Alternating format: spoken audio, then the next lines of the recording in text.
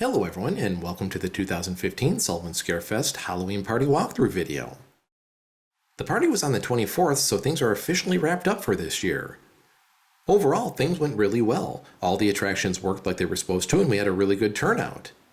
For those of you who may not have seen last year's walkthrough video, here are a few shots of generally what the rooms look like without decorations. The pictures are old, but they should give you the general gist. The only room I forgot to get a shot of was the upstairs bathroom. It looked very similar to the setup from last year featured here. You can see many of the items from the Psycho Circus decor videos ended up here, including the really cheap hanging clown as well as one of the nicer ones. The kitchen was just generally decorated with a carnival theme. The tables here were used for food. The light-up clown picture was pretty cool as well. Here's the creepy entrance to the Big Top room. Here are some shots of the Big Top room. We had a little snack area here along the wall with the picture window. Here's another one of the wall banner clings. The goal was to make it feel like you were inside a circus tent. Here you see the hanging clown that I turned into a prop using the floor lamp. Here's the ticket booth covering up the TV that was playing the Carney video projection loop. In the corner is the zombie clown animatronic prop. The scene setter looked really good, but it was a real pain lining up the stripes. And here's a shot of the strongman game. He's actually the Twilight Twitcher zombie prop that was kind of repurposed to be used as a carnival worker. Also, the living picture frame returned, this year having the voodoo zombie loop in it instead of the living portrait from last year. Here is a look at the sideshow room. The living cell door returned with a psycho clown loop inside of it this year. I kind of took some inspiration from old sideshows as well as movies such as House of a Thousand Corpses, where Captain Spaulding had his museum of monsters and madmen. Here you see a bunch of oddities in jars, things such as Lizzie Borden's axe and the mermaid baby. In this area you see a lot of the creepy fake frames that I made. I tried to do some research online to come up with ideas of what to call some of these oddities in these jars. Many of the heads and skulls were named after actual headhunting tribe trophies. You can see the Spirit Halloween skull candelabras here, which I've always thought was really cool. I even repurposed the doll's feet that I cut off from the mermaid baby to use as box troll feet. I used tea light candles hidden behind the jars to give the jars a glowing effect.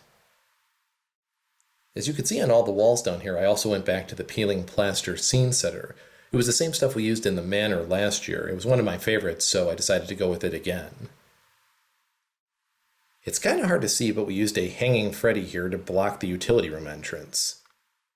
Out of all of the scene setters I've used so far, I'd have to say that the peeling plaster and the Jason Voorhees Camp Crystal Lake-ish kind of one that I used the very first year of our party were probably my favorites so far. The insane serial killer prop was reused this year with a clown mask, and over here on the table you see the chupacabra skeleton as well as the few of the haunted dolls. I tried to make the dolls into something like out of The Conjuring or Annabelle. We catch a glimpse of Frankenstein's other monster, as well as some more creepy lab jars on the table. In these jars we have some snakes, the two-headed zombie prop, and some parasite eggs.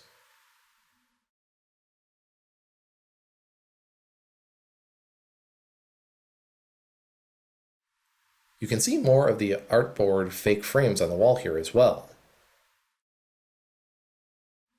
Here you see the star of the sideshow, the limb-eating zombie boy.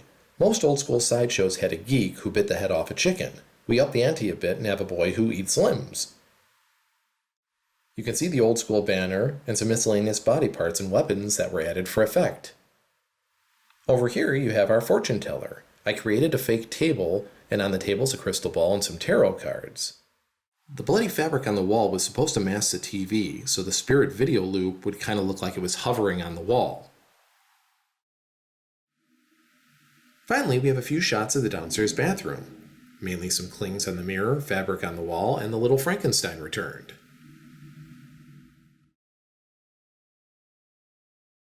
The bathroom was similar to last year's setup, but now also has a clown head cling on the toilet and some bloody goop coming out the back. Overall, I was very happy with how everything turned out. Unfortunately, today is kind of like the day after Christmas when you were a kid, where you're taking everything down, and it's sad that you'll have to wait another 364 days until the next party.